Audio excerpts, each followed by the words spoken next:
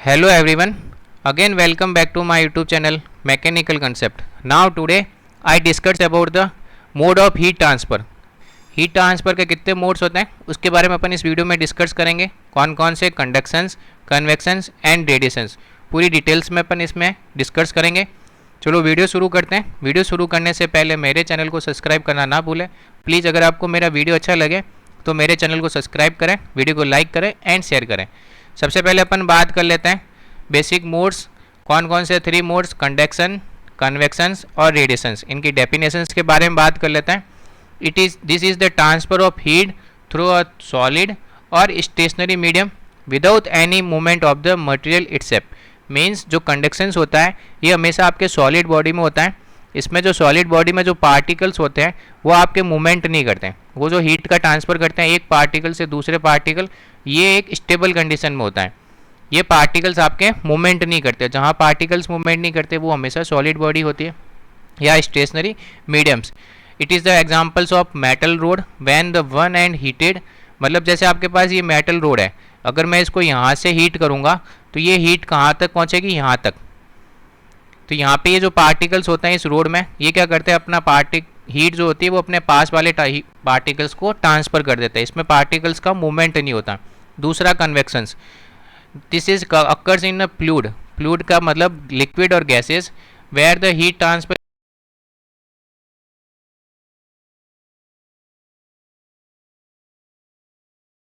के लिए अपन क्या करेंगे, यहाँ पे जैसे मेरे पास वाटर है, इस वाटर को मैं जैसे बॉईल करूँगा। जब बॉईल करूँगा तो यहाँ पे वाटर के जो पार्टिकल्स हैं वो मूवमेंट करेंगे। जब मूवमेंट करेंगे तो वो अपनी हीट दूसरे पार्टिकल्स को देंगे, ये अपनी हीट इस पार्टिकल को देगा। तो जब ये पार्टिकल्स मूवमेंट करेंगे और जहाँ पे मूवमेंट से पार्टिकल हीट ट्रांसफ़र करते हैं वहाँ पे आपका कन्वेक्शंस होता है। ये हमेशा फ्लूइड में, फ्लूइड का मतलब लिक्विड और गैसेस। फिर आपकी बात करते हैं रेडिएशंस। रेडिएशंस होती है this is the transfer of heat through the electromagnetic wave, infrared radiations और it does not required any medium. Means जो रेडिएशंस होता है, सिंपल सी एक बात करते हैं, ये जो रेडिएशंस होते हैं ये मैग्नेटिक वेव्स होते हैं या IR होते हैं। इसमें जो होता है ये आपके किसी भी मीडियम को अफेक्ट नहीं करते हैं। विदाउट अफेक्टेड एनी मीडियम, जहाँ पे हीट का ट्रांसफ़र होता है वहाँ पे रेडिएशंस होता है।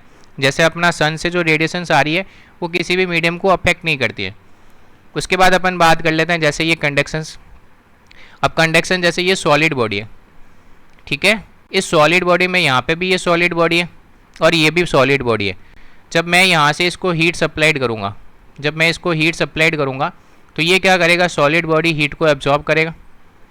तो यहाँ पे जो हीट होती है वो यहाँ तक पहुँच जाती है।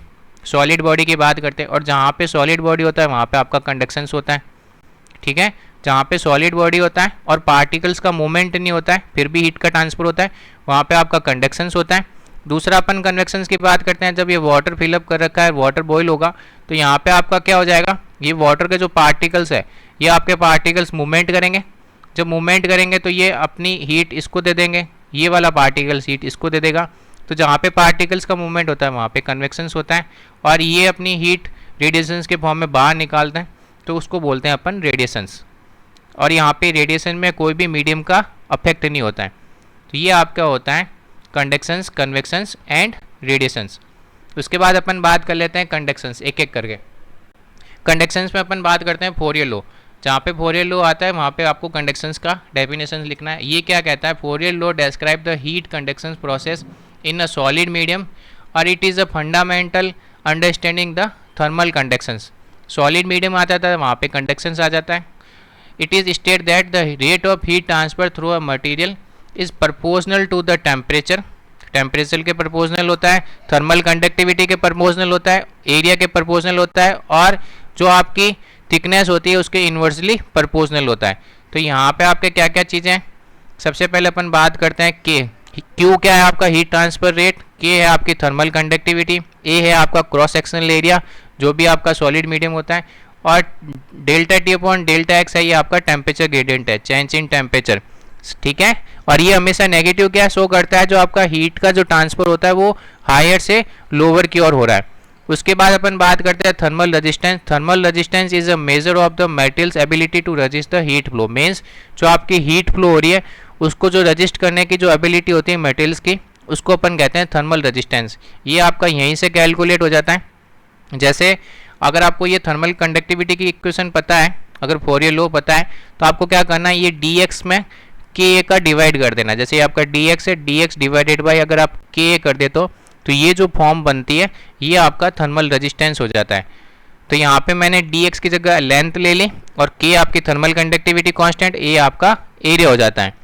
अब अपन बात करते हैं अगर थर्मल रेजिस्टेंस अगर सीरीज में लगा हुआ हो और पैरेलल में लगा हो। अगर सीरीज में लगे होते हैं तो अपन को पता है रेजिस्टेंस क्या होता है सीरीज का, R1 plus R2 plus R3 dot dot Rn। और अगर पैरेलल में लगे हो तो 1/r equal to 1/r1 plus 1/r2। और अगर इनकी थर्मल रेजिस्टेंस की बात करते हैं, ये तो आपका इलेक्ट्रिकल रेजिस्टेंस हो जाता है, और थर्मल रेजिस्टेंस में बात करते हैं तो K इक्विवेलेंट हो जाता है 2 K1 K2 upon K1 plus K2। ये फॉर्मूला आप अच्छे से ध्यान रखिएगा, कई बार MCQ क्वेश्चन में ये पूछा जाता है। Thermal resistance in the parallel K1 plus K2 divided by 2। लोग अक्सर इसको भूल जाते हैं 2 को, यहाँ पे भी 2 को भूल जाते हैं, तो ये ध्यान रखिएगा। ये थर्मल रेजिस्टेंस का फॉर्मूला होता है पैरेलल एंड सीरीज के फॉर्म में।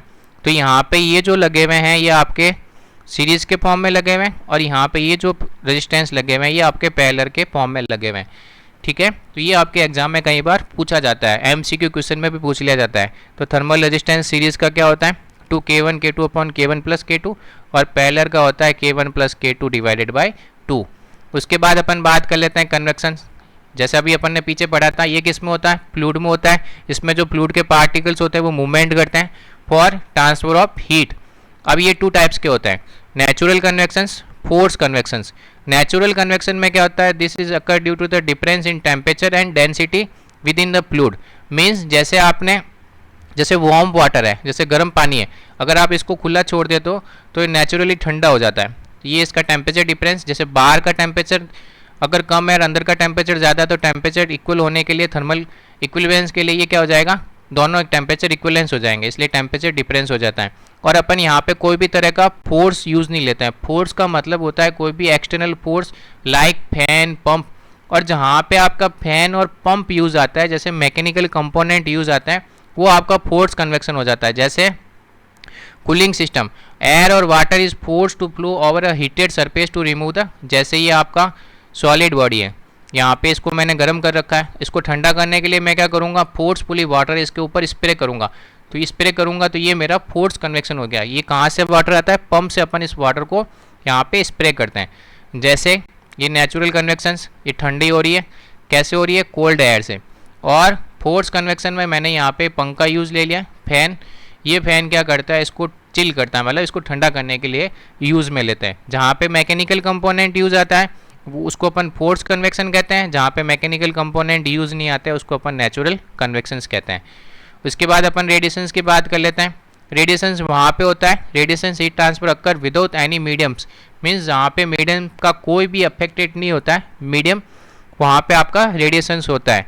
Radiations heat transfer is mediated by the electromagnetic radiations known as thermal radiations.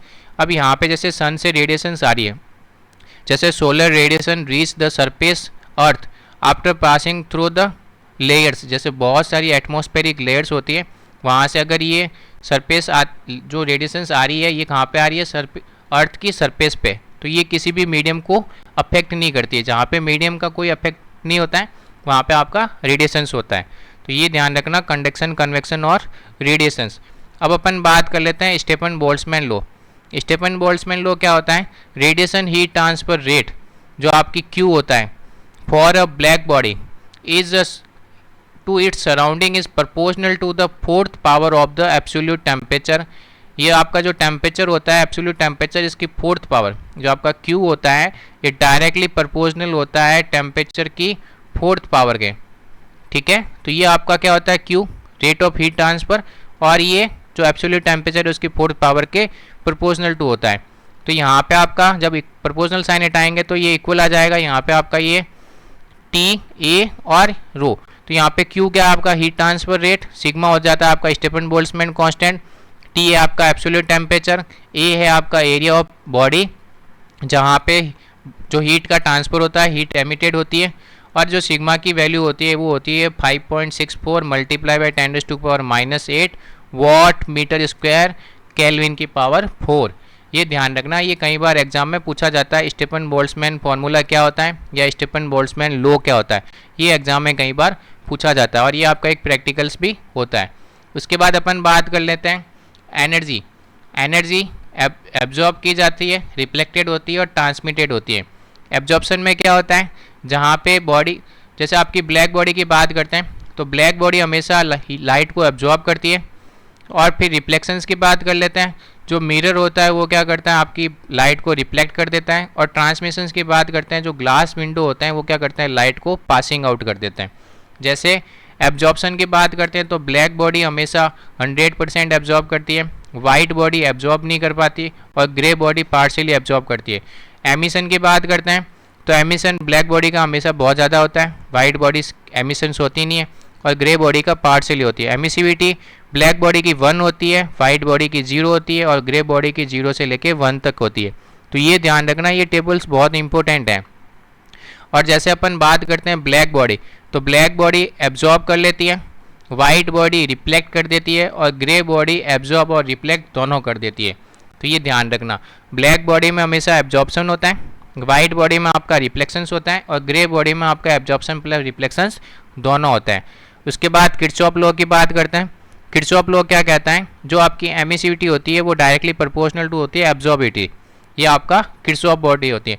Kirchhoff law क्या कहता है, फॉर ब्लैक बॉडी जो इंसिडेंट रेडिएशंस होते हैं वो हमेशा अल्फा बराबर 1 फॉर ब्लैक बॉडी और एमिसिविटी होती है 1 फॉर ब्लैक बॉडी, ये ध्यान रखना।